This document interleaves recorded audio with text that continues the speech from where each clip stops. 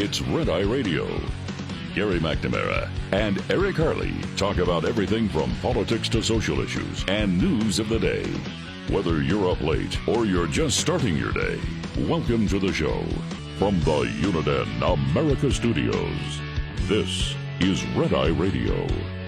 All across America, he is Eric Harley and I'm Gary McNamara. Welcome and good morning. You know, you and I have spent a lot of time talking about during the Biden run for a second term that ignoring the cost of inflation was just deadly for his campaign.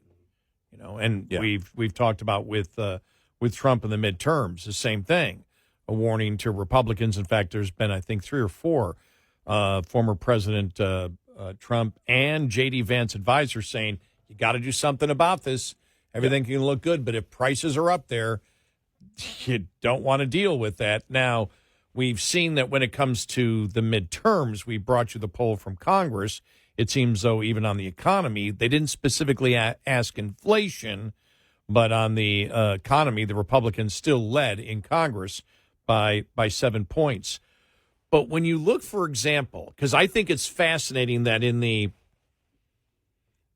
governor's race in New Jersey, everything I see now, I don't live there, and it's tough at times to see how a campaign is going or analyze it when you don't live there. You're not out on the streets every day. Yeah. You don't hear how the media is covering it. You don't see the commercials.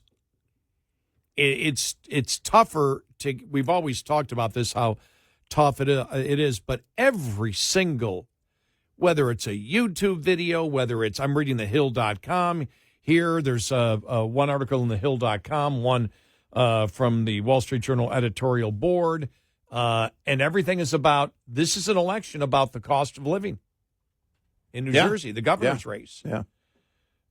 Between Chettarelli and Mickey Sherrill, the Democrat. And the one in thehill.com I'm looking at saying New Jersey's election is a referendum on the blue state model.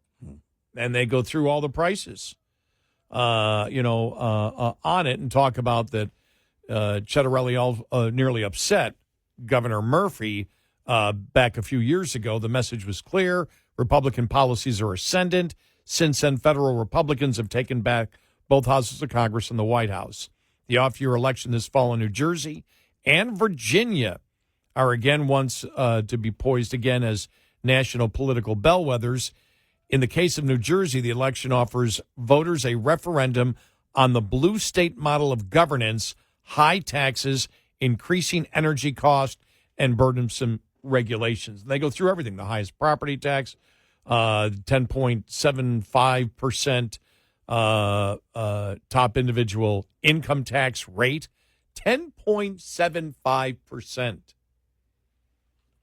If you're listening now and you live in Texas or Florida or any other place that doesn't have a state income tax, do the math in your head right now. Oh, yeah. Figure just in your mind, you probably know what your adjusted gross income was last year. So if you sit there and you say, okay, my adjusted gross income, your tax income was $60,000. That's $6,000 in taxes for the state. Yeah. Well, if you were at the top income tax rate, okay, you may not be at the top income tax rate at that part. So let me correct that. But and if you're at the top income tax rate, then it would be much more than $6,000. They say New Jersey's top individual income tax rate paid by many small pass-through businesses is 10.75%, and its second highest rate is 9%, among the most punishing in the nation. The state's corporate income tax rate is the highest in the country. Then there's the state notorious property tax, also the highest in the nation, that sticks many small businesses and ordinary homeowners with annual bills that amount to around 3% of their property values. Whoa.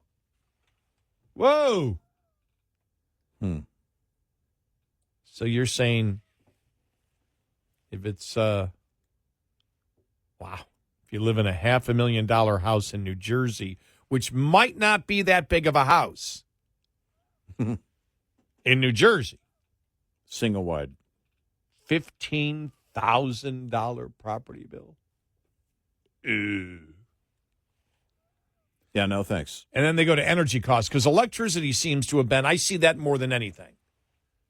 That energy costs pile on more pain thanks to Trenton's forward march towards costly wind and solar mandates. New Jersey now has the 12th highest electricity rates in the nation. Wow. They rose an additional 20% this summer alone.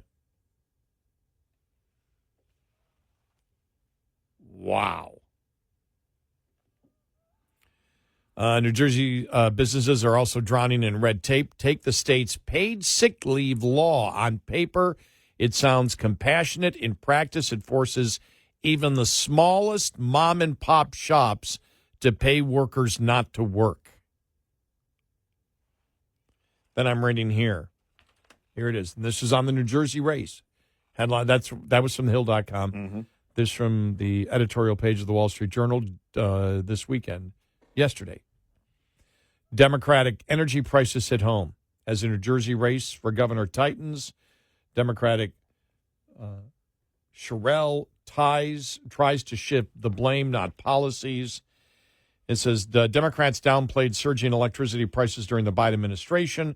Residential electricity rates rose 32% over the last 5 years nationwide, even more in states like New Jersey, 53%. California, 63%.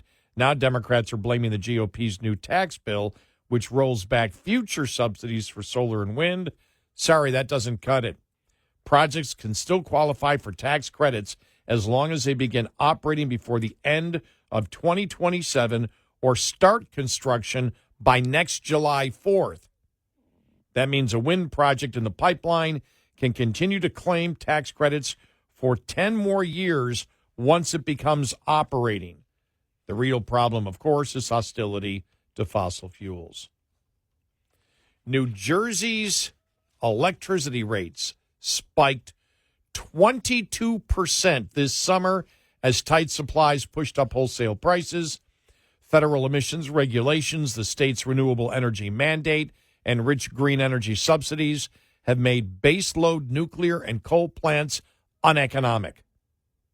5 large coal plants and 1 nuclear reactor in the state have shut down since 2017.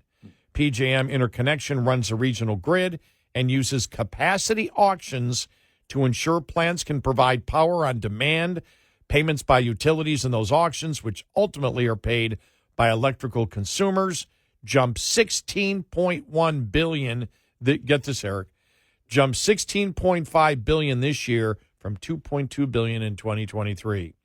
New Jersey Governor Phil Murphy last month ordered an investigation into PJM Interconnection, which he alleges is manipulating markets. As always, Democrats blame the businesses rather than change their bad policies. There you go. Well, then he goes first. A Democratic governor withheld permits to block a 115-mile pipeline that aimed to move cheap natural gas fracked in Pennsylvania to his state. As a result, New Jersey's natural gas plants this year have paid 35% more for fuel than the nationwide average. The constrained gas supply has limited the construction of newer plants. So what's happening is they're closing down coal plants. They can't get the natural gas that they want. Therefore, they hold these auctions. And the auctions are so, if you don't raise prices, you can't get, it costs extra to get the power in. Right. And therefore, you got to raise prices. So the government goes after the regulator who's, issuing the auctions in order to ensure that you get power. That's what happens. Yep. Well, I don't know where that threshold is. I don't know if this election there is going to be, set the tone for other blue states. I don't have that confidence. I hope that it is the beginning of the end of this kind of policy in all blue states. But I just don't see that we're going to see that kind of turnaround. I don't believe we'll see it in my lifetime. Well, they do. Then they do everything that's going to raise the cost. They limit supply, right? Yeah. The governor also joined a regional cap and trade program requiring fossil fuel plants to pay for their CO2 emissions. The result of all this, higher electricity prices. Yep. Yeah, of course. One TV ad, Ms. Sherrill, the Democrat running, a Navy veteran, pilots a helicopter and says, "I'm declaring a state of emergency on utility costs using emergency powers to end these rate hikes and drive down your bills." How so? She'll sue PJM and President Trump to accelerate the development of cheaper and cleaner energy sources. That's a lie. They're not cheaper than regular fossil fuels. No, they're not. At market prices, they are not. You only make them competitive when you give them subsidies and you limit the supply of fossil fuels. Yep. That's just basic supply and demand. I still love it. I know it was last year when she first announced that she was running. Sherrill announced, but when she said, "I'm a helicopter pilot and my father flew in World War II in a B-52." It's like she got destroyed for that. Yeah. No, he didn't fly in the B-52. Yeah. They didn't exist. Yeah. No. But it's I think, again, I think we're a long ways off from this kind of policy changing. I think the will of the people isn't there yet in these blue states. I don't know what changes it. Look, it should have changed long ago. Because it's all relative. I mean, we go back to $147 a barrel in the summer of 2008, the all-time high for oil, and you had polls that showed Democrats wanted to drill, baby, drill, right?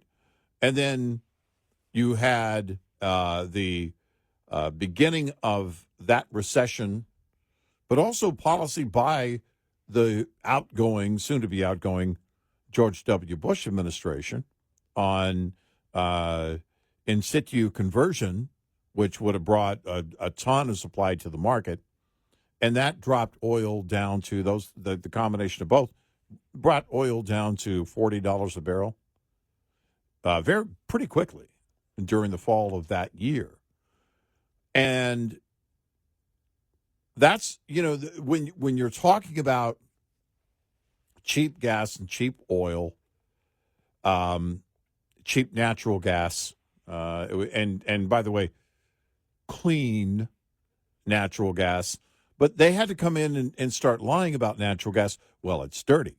Fracking is bad. Oh, and God. and we went from it being very clean to, oh, no, we can't use that at all. Wasn't there the Flame in the Faucet movie that was out? Yeah. That was all BS. Right. It's garbage. And remember the one so-called documentary that was funded by Qatar. Yeah. And the liberals didn't care. They were okay with that. Yeah. Because other oil-producing nations know. If you scare the daylights out of liberals politically, you can get something done and they'll shut down drilling in the U.S., and that's a win for them. Well, the fact is, Sherrill in New Jersey, she knows she's lying. Yeah. These people understand supply and demand. Yes, they do. They know that wind and solar is in the marketplace, is nowhere close to being as cheap and economical as fossil fuels. They know it. They purposely lie about it. Remember, it was set out way back in February of 2008 when Obama said, under my plan, electricity prices will naturally skyrocket. Well, they're naturally skyrocketing because of what Democrats want to do. They know they'll skyrocket, and when they do, they blame something else. Yep. And so, I don't know what to say. I don't know how long, Dad's projection, my father's projection was that, Gary, you're going to find out in life that people really want to be BS'd. Because they do. Now, there might be a remedy that might act as a very quick fix. Trump today comes out and announces he's going into all the cities with the refineries to shut them down. Then the protesters would show up and protest shutting down the refineries. Their new mantra would be drill, baby, drill. He should say Trump is going to mandate wind and solar. He should say, I am sending the National Guard to all the wind and solar plants around the nation, and then tell them, hey, just let Antifa through. Yeah, exactly. Antifa destroys all of it. Yeah, it's like exactly. He's going to order that everyone use wind and solar, and then no wind and solar. Oh my gosh, I watched a documentary on recently because I was thinking of nuclear power, and then it came up in my queue on 3 Mile Island and the meltdown there. Mm-hmm. I had forgotten that the protesters there, which was by the way, they had a very valid reason to protest. They weren't getting proper information, but these protesters, local protesters that were very, very and rightly concerned about what happened at 3 Mile Island, but I'd forgot their chant. Hell no, we won't glow. Oh, yeah. I forgot that, and I thought, all right. Yeah, and it brought back so many memories. But wow, what a catastrophe. But today's nuke is much more promising, but very few people are talking about it, at least right now. 866-98 Red Eye. This morning's USDA Farm Report is brought to you by House Products. Tested, trusted, guaranteed since 1920. Pumpkins in the fall perhaps conjures visions of a decorative home display or a pumpkin pie dessert with the Thanksgiving meal. But Carol Connell of the Alabama Cooperative Extension System says more consumers should think of pumpkin as a year-round superfood. If you're someone who really, really enjoys cooking, you can buy pumpkin when it's fresh in the fall and prepare it easily to be frozen so that you can use it throughout the year. Not to mention processed pumpkin available anytime in supermarkets and retailers. When it comes to nutrition, it's really quite nutrient dense, which just means that it packs a lot of nutrients like vitamins and minerals for every calorie that it contributes to the diet. And beyond pumpkin pie, Connell says it's a versatile fruit with many ways to prepare it. And yes, I said fruit. It's actually a fruit because it grows from a flower that has to be pollinated by pollinating insects like bees. I'm Rod Bain reporting for the U.S. Department of Agriculture in Washington, D.C. This report brought to you by Cenex Fuels and Lubes. We'll be right back with more Red Eye Radio with Eric Harley and Gary McNamara.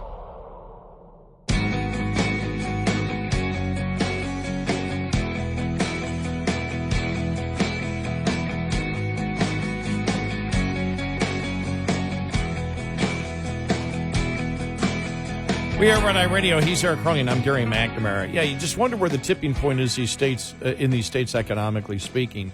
You know, when will there eventually be a turn? What will it take for New York? Because if you look at New York City, I mean, in Mamdani, it's communism, and you see the state legislature now saying, okay, if he wants to increase the taxes, they need the approval of the legislature to keep that income tax. We'll do it. And then they're like, well, maybe this means we can start raising taxes more here in the state of New York to fund what we want. And as people continue to move out and more of the burden goes on, just the middle class, they don't seem to care. There seems to be no recognition. Right. And here in New Jersey with the prices of energy, and it just seems like they don't care. They're just going to double down on it. There seems to be no connecting the dots as to where it leads.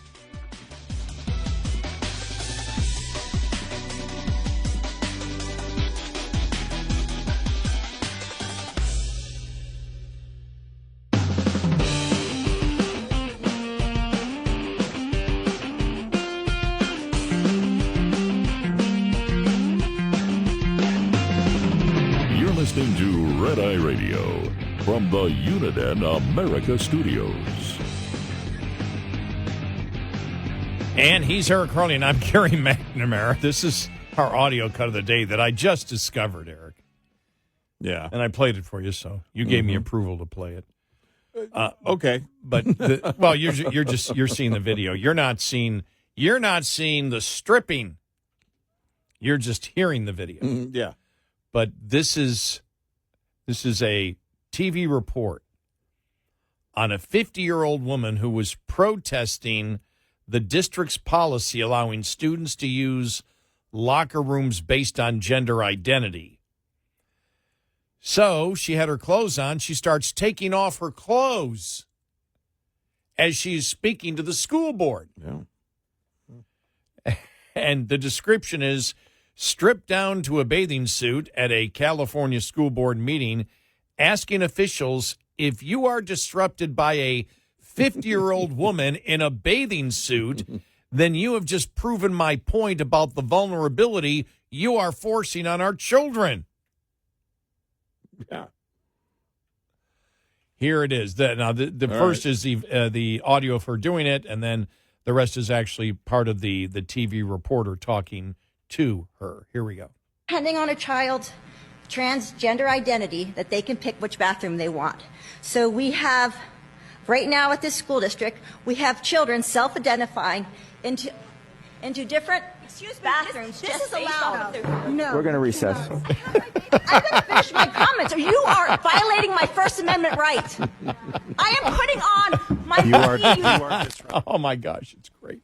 Well-known parents' rights activist in Davis with children in the school district, and she tells me she felt the only way to get the board's attention was to turn to drastic measures by taking off her shirt and then her pants to get her point across. Yesterday, as I was preparing my comments, I thought, you know what? I'm going to try something different. I just thought I would show the school board what does it feel like to change into your PE clothing. And I had a bathing suit on, so everything was covered as an outfit. How can they expect the girls to feel comfortable doing that? So I just thought I made a really good point. Do you consider what you did last night disruptive? You know, I don't think it was disruptive. What was disruptive was them interrupting my 3 minutes of free speech. That didn't stop the orderly flow of the meeting. I didn't prevent the next person from giving their 3 minutes of comment. And you should see the way they all walked off, like they were completely and totally outraged by that. Like, we can't stand for this. Yeah. This meeting is adjourned. Well, remember the people that were reading from a book that was actually available to children? Yes. But they were doing that at the meeting? Right. And then, no, you can't do that. What do you mean? The book is available for children, and it's because you're making it available for children. Yeah, so anybody on the left, because those are the two examples, can anyone on the left explain that? That here's a woman, 50-year-old woman, and she's taking off her clothes. She has looks like a two-piece bathing suit underneath it. And she's disrobing as she's talking to the school board. And her point is, that's what you're doing to young kids, and they are so offended, they adjourn the meeting, cut off her microphone. Yeah. Because they are so incredibly offended by the sight of a 50-year-old woman in a bathing suit. I think that's ageism misogyny. Exactly. How dare they? That's what that is. Misogyny, ageism is what it is. Yeah.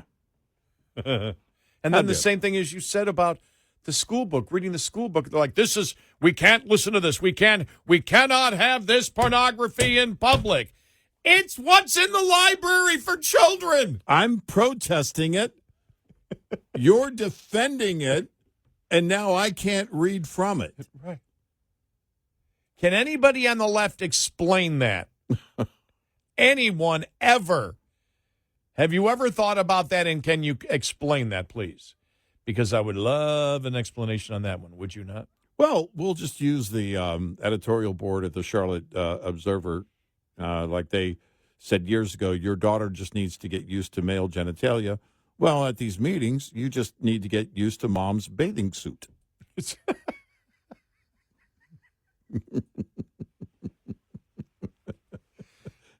What was funny when I first started, because I just saw it 10 minutes ago. Yeah. And so I'm watching it. I'm like, what's she doing? Yeah. Whoa. Hold on a second. This has my attention. Right. She's What's taking going off on here? taking off her top. She's taking off her. Okay, she is in a bathing suit, and then you can just see. And I just love one of the. It's absolutely perfect. One of the school board members in a mask. Yeah. Yeah, I know. I love One it. of the most outraged. Yeah. Yeah. No, don't looks- you understand? It looks like a full N95 mask, Yes. too. Don't you understand? Yeah. This isn't for infectious diseases. Right. I cover all parts of my body. That's right. He suddenly puts a mask over his eyes.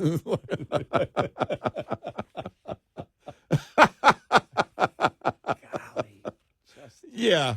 They really, honestly, quite honestly, they paint themselves into a corner quite often, and they can't defend their own actions because they know they can't. That's the thing. You can't say it out loud.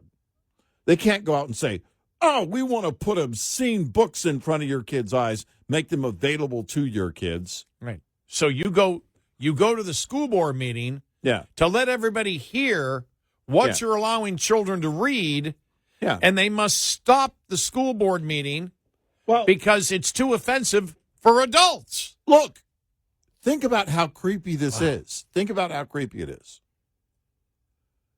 Look, hey, kids, we're going to make this available to you. Don't tell your parents about it. Think about how creepy that is. And then they do it under the guise of the children's rights because parents have no place in the classroom. The left has said that repeatedly. Swalwell was one of them that said that. No, you don't have. How dare you think you have a place in your children's classroom? We'll decide what obscene material your kids are going to see. You put your clothes back on. I mean, that's what this has become. Don't expose what we're actually doing to the world either, because indoctrination does require, for it to be effective, a very, or at least a much more subtle approach, which is what they've been getting away with for years. You boil the frog slowly. You don't take all your clothes off at the meeting. That's exactly what this has been about for many, many years. And now we're at that point where they have crossed that threshold. And again, you're battling the parents. This isn't left versus right. You're taking on the parents. And you're not going to win that. And you think about it, the number one women's topic and political driver for 2024 was not abortion. It was boys playing women's sports. And in the locker room. That's pretty big. Yeah. That's a pretty big turn. Let's hope there's more of this. I have every reason to believe that more and more parents are standing up. Thanks to Riley Gaines, more and more athletes are standing up. We see videos of that. And parents, you can't let them take your children. There are, quite unfortunately, some parents who are part of what the left is doing, and they're on board. And Well, there might not be much you can do about that. But for those parents who highly object to what they're doing, you absolutely have a voice. I think all politicians, what the heck, all people should be forced. Politicians and people too. Yes, politicians and the politicians and all the victims. Yeah. Everybody should be put into a room and at some point in their life forced to explain why they believe what they believe.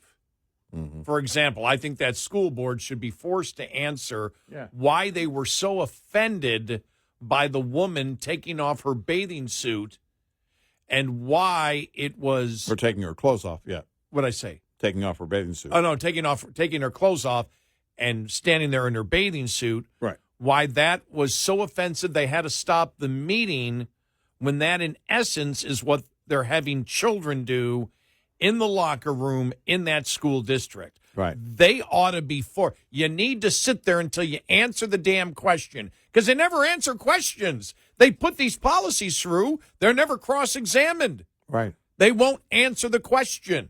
Right. And now I know this is never going to happen. This is just in my own wish. This is in my fascist society where I control everything. Yeah, sure. It wouldn't be that fascist. You simply got to explain yourself. Yes, but you're forcing them to explain themselves. All right, it's a little fascist. But it's okay because I'm the fascist. Yes, it's okay because, yes, right. Nothing to fear here. It's just my fascism. I'm a compassionate fascist. Yeah.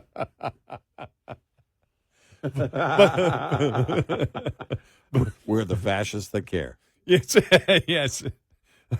But it's just it's a frustration a lot of people have to have where, these institutions, they put in these laws and they never fully explain or are willing to be cross-examined on their position on it. Yeah. They never are. Right. Because wouldn't that be the perfect one for both the scenarios we pointed out? I mean, that would be something that you would believe would be logical in the United States. Well, you were so offended with me reading this. You're saying it's pornography, it's obscenity. We cannot read this in front of adults, yet you authorize this for children. How is it so offensive that you have to shut down a meeting, threaten me with the rest if I don't leave or stop doing this, yet it's okay for our children? Please answer the question. Yeah. Exactly. Well, I'll tell you one thing, though. You look at it, and it's the same in politics. Hillary Clinton has never done an interview, ever, where she has ever been asked to explain the dossier and her funding the dossier. Think once. about that. Not once. The biggest political scandal in history. She still does interviews, completely believing she is safe from any political activist who works at the networks or anybody else. They're not reporters. Because the first thing I do if I was a reporter, I don't care what I came to talk about free speech. Well, I don't care. Let's talk about you creating a dossier, you creating the biggest political scandal in the history of the United States. I want you to defend what you did because you must think it's right. You've never been called on the carpet on this, and you should be. But we don't. Whether it's these school board members, they don't have to answer the question. Whether it's legislators, they put in laws. They're never cross-examined to explain to you why it's right. They'll give you your side, but they'll never their side. And most of the time they'll lie about it, but they won't be willing to be cross-examined on any piece of legislation. And the ultimate example of Hillary Clinton, everything that she has done, and the media will never touch at all, ever, her on the things that she has done wrong. They'll never even bring it up. Nope. She's, and she believes, and I think she might be right. She's untouchable. On MSNBC, no one's going to ask her that question. Yeah. Ever. Any interview she does when she's out and about, nobody ever will confront her on that. And that's the blue whale pod in the living room. Yeah. 866-90 Red Eye. We'll be right back with more Red Eye Radio with Eric Harley and Gary McNamara.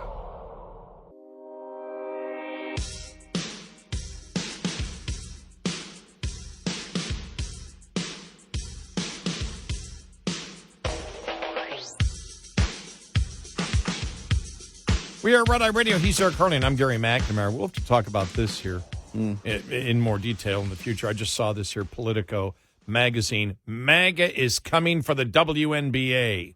The nation's most prominent and most politically active women's sports league is on a collision course with Donald Trump. Now, they don't say how.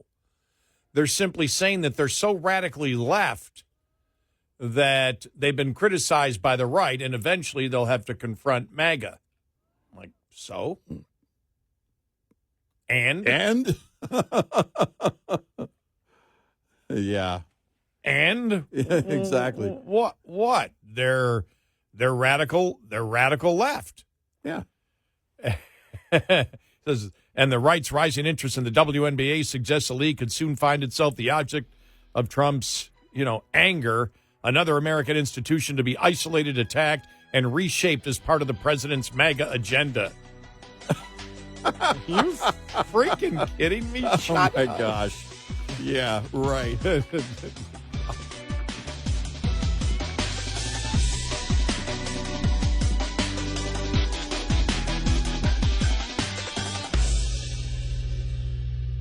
This is Red Eye Radio on Westwood One.